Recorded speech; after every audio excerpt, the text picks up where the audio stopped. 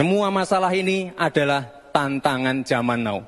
Membutuhkan solusi zaman now. Semua masalah ini adalah tantangan zaman now. Membutuhkan solusi zaman. Selamat siang para netizen dimanapun kita berada, salam inspirasi bagi kita semua. Ya, kita tahu dalam debat ya kemarin antara Mahfud MD, terus kemudian dengan Gibran, ada Caimin juga ya, di situ agak memanas ya.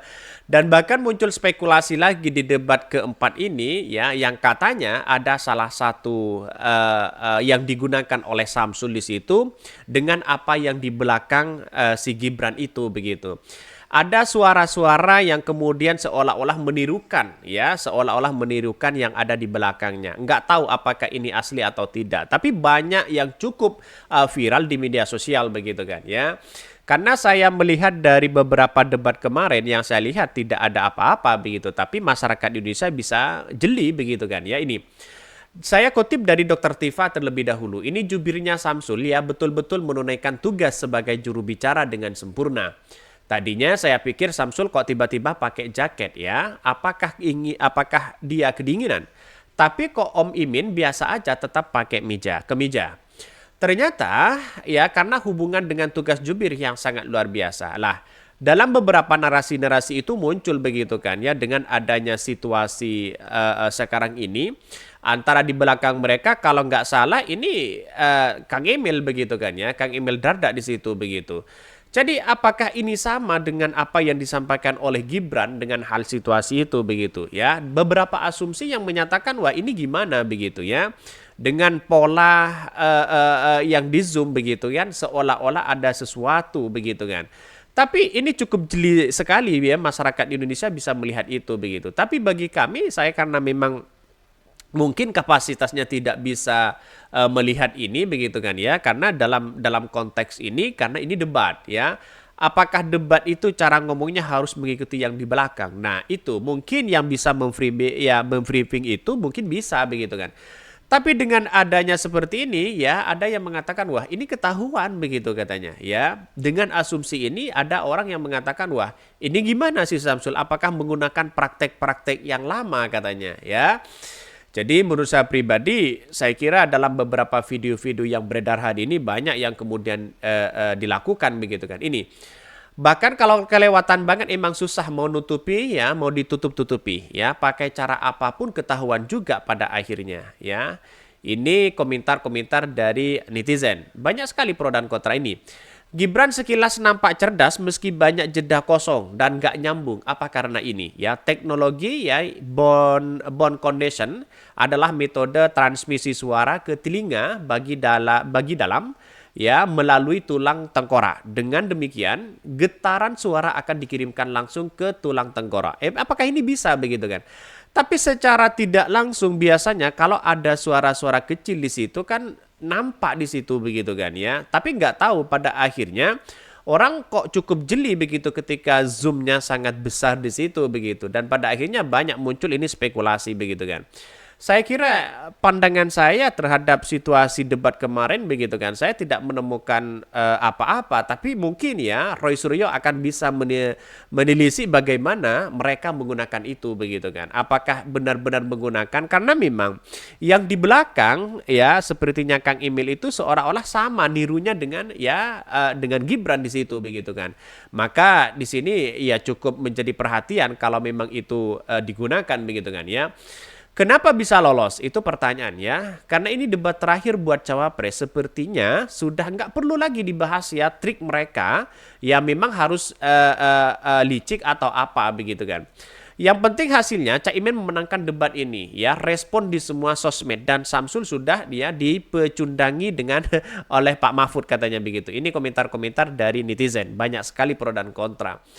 Tapi saya melihat dengan asumsi saya pribadi begitu kan ya, debat itu bukan soal kita curhat atau bukan soal menjatuhkan orang dengan definisi atau terminologi yang ada, tapi bagaimana debat itu saling serang menggunakan argumentasi data dan gagasan, itu sangat penting. Dan bahkan apa yang disampaikan oleh Caimin di situ ya isinya daging semua begitu kan ya. Jadi seolah-olah substansinya itu mereka kena dibandingkan dengan seorang Gibran begitu kan. Ya, karena seorang Gibran itu sensitivitas dari audien dari masyarakat Indonesia itu kecil begitu kan ya, hanya nampaknya 6%, bahkan yang negatifnya itu ya hampir berapa persen, 60% di situ begitu. Kalau kita melihat data-data yang ada, maka cukuplah menjadi blunder ya kepada Gibran di situ. Karena apa? Karena ketika Gibran blunder di situ, justru ini menjadi anjlok. Mulai dari lembaga survei, mulai dari perhatian masyarakat, ya. Karena dengan kapasitas apa yang disampaikan oleh Gibran, ya itu aja mereka begitu. Jadi banyak sekali pro dan kontra. Ini ya konspirasi liar tanpa dasar. Enggak sekalian ya rambut Gibran pakai ya gel yang mengundang EMP atau elektromagnetik ya atau pulse atau yang mampu mematikan motorik otak lawan bicara.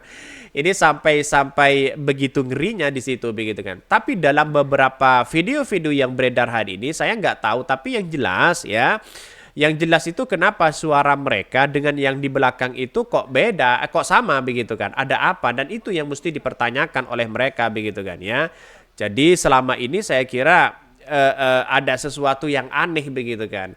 Wajar kalau masyarakat Indonesia itu berasumsi dan berandai-andai atau dugaan-dugaan di situ begitu kan ya. Karena ya kita lihat saja masyarakat Indonesia bisa paham begitu kan ya.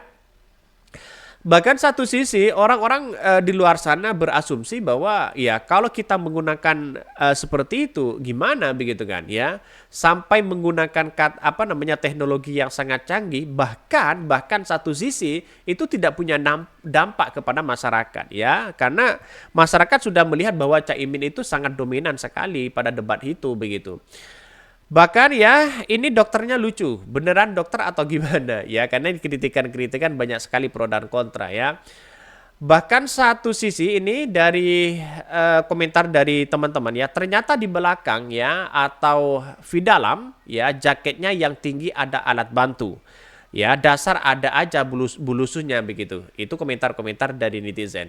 Usul untuk kepastian bersama agar KPU harus mulai mempertimbangkan memakai alat mematikan gelombang frekuensi sekitar area debat. Dan semua tidak lagi kabel atau mic-nya, toh tidak perlu bawa HP juga kan. Semoga tidak lagi ada kekacauan, ada hoax apapun. Nah, itulah komentar-komentar dari netizen. Tapi bagi kami adalah, saya memandang beberapa kali di situ memang ada agak suara di belakang. Bukan suara sih, ya niru. Ya berbicaranya Gibran dengan yang di belakang. Nggak tahu apakah ini asli atau tidak. Tapi yang jelas ya, yang saya amati itu pada waktu debat tidak ada apapun di situ begitu kan. Ya mungkin masyarakat Indonesia bisa jeli melihat itu ya. Tapi bisa dikonfirmasi ke KPU bagaimana apakah ini benar-benar hoax atau apa begitu. Tapi yang jelas ya apakah yang dilakukan Gibran dengan yang di belakang mereka apakah hanya briefing saja begitu, tapi nggak tahu begitu kan. Tapi dengan berbicaranya Gibran terpatah-patah di situ sudah banyak muncul spekulasi orang ya, bahkan ya seolah-olah menunggu pendengaran mereka. Tapi dalam debat itu ya aman-aman aja kok begitu. Oke, mungkin itu ya yang kami sampaikan. Ya, tonton terus channel Hodari Podcast Rakyat ini karena ada berita-berita menarik dan viral setiap harinya. Salam para netizen, salam inspirasi bagi kita semua. Jangan lupa di subscribe channel YouTube Hodari Podcast Rakyat ini.